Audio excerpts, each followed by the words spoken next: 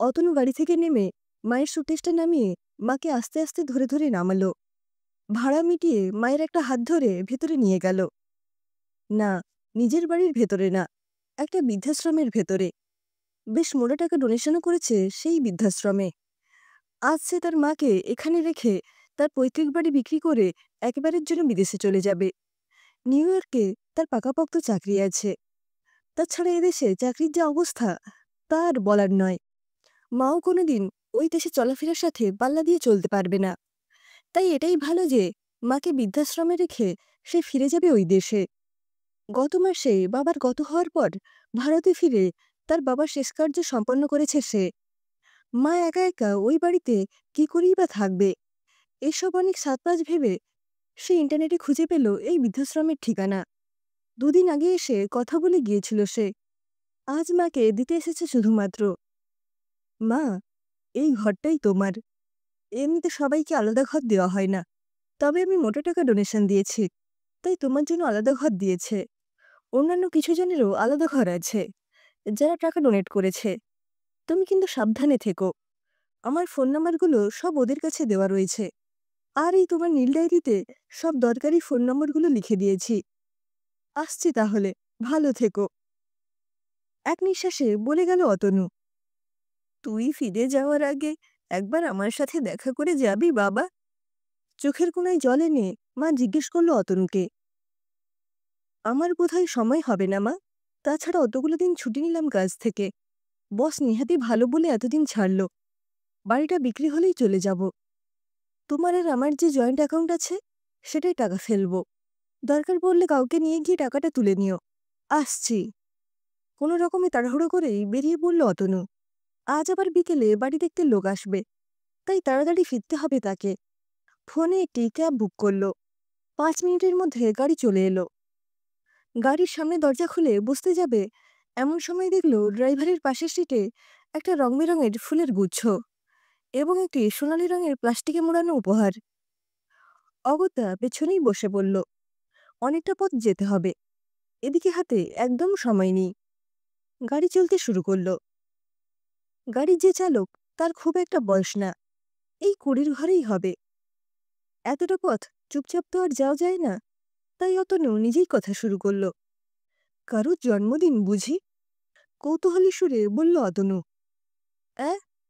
ওহো, এইগুলো? আজ্ঞে না, জন্মদিন নয়। পাশে রাখা জিনিসগুলোর দিকে একবার তাকিয়ে নিয়ে বলল গাড়ি চালক। তবে? জিজ্ঞেস করল অতনু। ওগুলো আসলে মায়ের জন্য।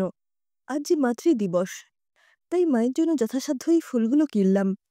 আর এই বাক্সতে একটা ফটো ফ্রেম আছে মায়ের জন্য। আজ মাতৃদিবস বুঝি? একটু লজ্জাপ্রাপ্ত হয়ে জিজ্ঞেস করল অতনু। হ্যাঁ, আপনি জানেন না? এই একটা দিনই তো সন্তানের ভালোবাসা পায় মায়েরা। না হলে সারা বছর তো ছেলেপিলেরা ফিরেও তাকায় না মায়ের দিকে।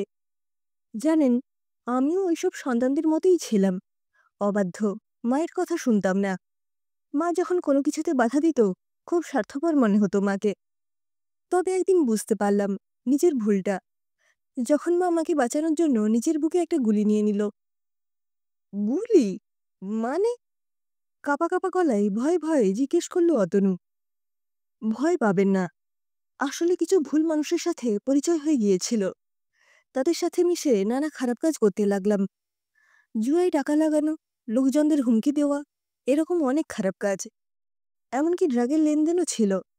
একদিন একটা দল ড্রাগ কেনার আগাম টাকা দেয়, তবে সময় মতো জিনিস না পাওয়ায় আমাকে রাস্তায় পেয়ে অনেক মারে। পাক্কা 1 মাস হাসপাতালে কড়া নজরে রেখে আমার চিকিৎসা করা হয়। তবে যেদিন আমি হাসপাতাল থেকে ছুটি পাই সেদিন হঠাৎ খবর পেয়ে আমার গাড়ি আটক করে তারা।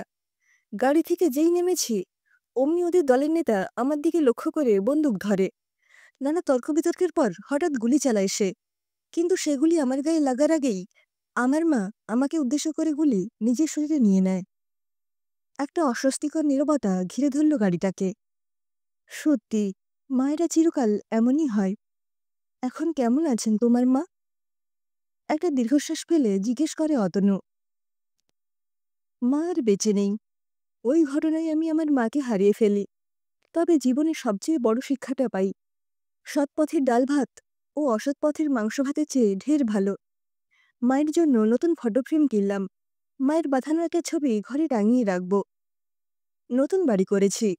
এই সৎ পথে রোজগারে এবারে মায়ের একটা ফটো দেওয়ালে লাগালে আশা করছি মা রেগে থাকবে না আমার উপরে।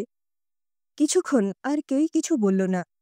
প্রায় অনেকক্ষণ চুপ থাকার পর গাড়ি চালক নিস্তব্ধতা ভাঙল। দাদা, আপনার ঠিকানা এসে গেছে। অতনু গাড়ি থেকে বেরোনোর জন্য সবে গাড়ির দরজা খুলে এক পা বার করেছে। এমন সময় কিছুক্ষণ কি ভাবল এবং গাড়ির দরজা বন্ধ করে দিয়ে গাড়িতে বসে বলল, না, যেখান থেকে উঠেছিলাম সেখানে নিয়ে চলো, যা টাকা লাগে দেব। গাড়ি আবার ফেলে আসা পথে ছুটতে লাগল। পকেট থেকে ফোন বের করে অতনু একজনকে ফোন করল। হ্যালো, আমি অতনু বলছি। আপনাদের আজ বাড়ি দেখতে আসার কথা ছিল। আসলে বাড়িটা আর বিক্রি করছি না। ঠিক করেছি আমি একেবারের জন্য এখানে চলে আসব। ভালো থাকবেন। অতনু ঠিক করে ফেলেছে মাকে নিয়েই নিউ ইয়র্কে গিয়ে সব বিক্রি করে একেবারের জন্য ভারতে চলে আসবে। এখানেই একটা চাকরি খুঁজে নেবে। অন্তত মায়ের ভালোবাসা থেকে বঞ্চিত হবে না আর। যতদিন মা বেঁচে আছে আর একটা দিনও তাকে একা রাখবে না আর।